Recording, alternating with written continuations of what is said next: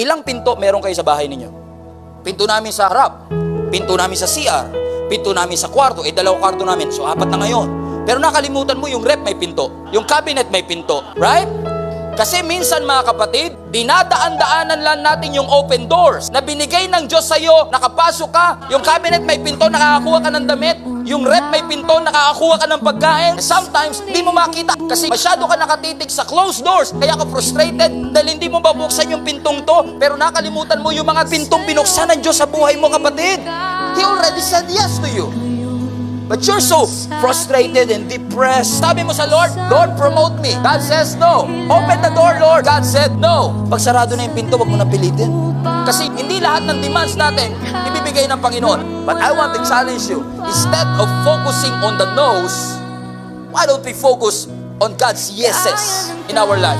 Oo, walang bagong bahay. Oo, walang bagong kotse. Oo nga, walang bagong gadget. Oo, walang salary increase. Oo, walang promotion, walang bagong business. Pero teka lang, di ba may pagkain ka pa sa rep?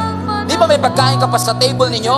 Di ba ang mga anak mo buhay pa at healthy pa? Hindi ba may bubong pa rin tayo sa ibabaw ng bahay natin? So imbis na mag-focus ka sa mga wala ka, why don't you focus on the things that God already provided for you?